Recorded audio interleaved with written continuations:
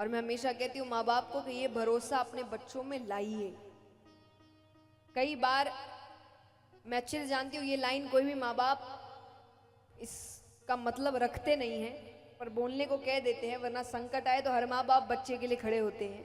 पर कई बार जब आप बच्चों से कहते हैं ना कि कुछ गलत मत करना, मेरा नाम खराब नहीं करना, मर जाऊंगा, कई कहते अपने बच्चों से ऐसी बातें करते, हम मर जाएंगे, ऐसा नहीं करना, वैसा नहीं करना, हमारा नाम नहीं खराब करना, इज्जत नहीं खराब करनी। पर इंसान इंसान होते हैं, इंसानों से गलतियां होती है, आपसे भी हुई होगी। मैं हमेशा कहती हूँ माँ बाप अगर एक बार खुद का जीवन मुड़ कर देखे, उनसे भी बहुत गलतियां हुई है, बच्चों से भी हो सकती है। पर अब मान लीजिए बच्चे से अगर गलती हो गई तो आपके पास आएगा तो डर गया, इनको तो बता ही नहीं सकते, तो उस गलती को ठीक करने की कोशिश करता है। अब वो दूसरों से मदद मांगता है। अब दुनिया को जितना आप समझते हैं कोई नहीं समझता कि हाँ दुनिया उसकी सहायता करने नहीं बैठी है, उसका फायदा उठाने बैठी है। तो जब आप अपने बच्चों को अपने से दूर कर देते ये कहकर और वो दुनिया वालों से मदद मांगते हैं, तो कहीं ना कहीं वो दुनिया वाले उनका इतना फायदा उठाएंगे, इतना गलत करेंगे उनके साथ, अंत में वो आपके ही पास आएंगे पर पूर्ण रूप से खत्म होकर। तो उनको लग रहा है कि क्या हो गया।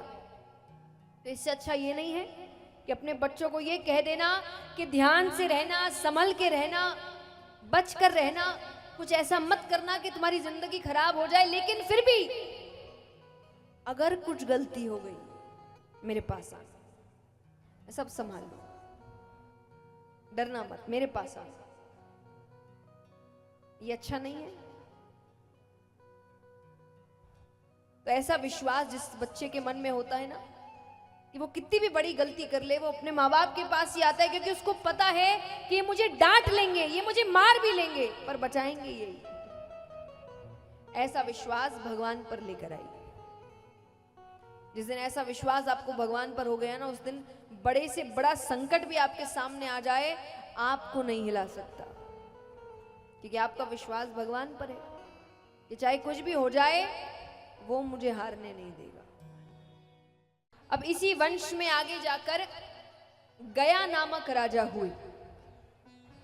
ये विष्णु भगवान के बहुत बड़े भक्त थे।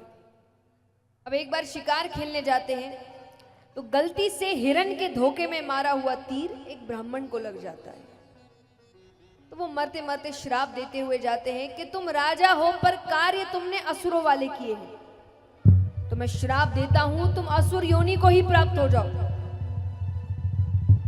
श्राप मिलते ही गयासुर का शरीर 5 कोस तक फैल गया।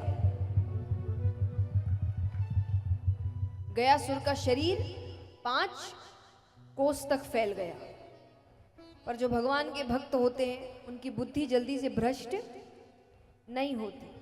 अब उनको लग रहा है इस रूप में जाऊंगा तो प्रजा डर जाएगी, तो वन की ओर जाते हैं, तपस्या करते हैं, ब्रह्मा जी को प्रसन्न करते हैं। ब्रह्मा जी ने कहा क्या चाहिए वरदान में? बोले मुझे वरदान दीजिए। अब जिस चीज का उसको डर था कि मुझे देखकर लोग डर जाएंगे, उसने वरदान ऐसा मांगा कि लोग उसको देखने आए, तो वो कहे मेरे दर्शन मात्र से जीव का कल्याण हो, जो मुझे देख ले वो स्वर्ग जाए। ब्रह्मा जी ने कहा तथास्तु। अब अपने राज्य वापस आए। अब बात आग की तरफ फैलने लगी। अब दूर दूर से लोग उसे देखने आ रहे हैं। पापियों की मौज थी। अब यहां नरक खाली होता गया, सब स्वर्ग पहुंच रहे हैं, संतुलन बिगड़ने लग गया। देखिए जीवन और दुनिया, प्रकृति, ये सब संतुलन पर चलती है। ऐसा कोई युग नहीं था, ऐसा कोई समय नहीं था जब सिर्फ अच्छे ही अच्छे लोग थे, या सिर्फ अच्छाई थी बुराई थी नहीं। और ऐसा भी कोई युग या ऐसा कोई समय नहीं था जब सिर्फ बुरे ही बुरे लोग थे या सिर्फ बुराई थी। ये दोनों हमेशा रहते, क्योंकि यही संतुलन है। तो चीज संतुलित होनी चाहिए। अब संतुलन बिगड़ रहा है तो भगवान आते हैं। अब भगवान उसको बता रहे हैं कि उसकी वजह से संतुलन बिगड़ रहा है। तो भगवान ने कहा कि मुझे तुम्हें मारना पड़ेगा, तो कोई आखिरी इच्छा है तो बताओ। उसने कहा एक नहीं दो इच्छाएं हैं, और अगर दोनों पूरी कर दी आपको मारने की जरूरत नहीं, मैं अपने प्राणों का दान दे दूंगा, यानी मैं अपने प्राण खुद त्याग दूंगा। तो उसने क्या वरदान मांगा?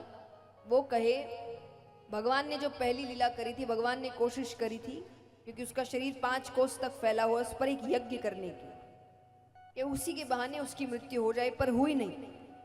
तो वो कहे इस यज्ञ को करते वक्त जितने देवी देवता मुझ में निवास कर रहे हैं, क्योंकि जब आप कोई मंगल कार्य करते हो स्थान पर देवी देवता आते हैं, तो वो कहे कि इस यज्ञ को करते हुए जितने देवी देवता मुझ में निवास कर रहे हैं और जब तक सूरज चांद रहेंगे मुझ में निवास करेंगे। भगवान ने कहा ठीक है।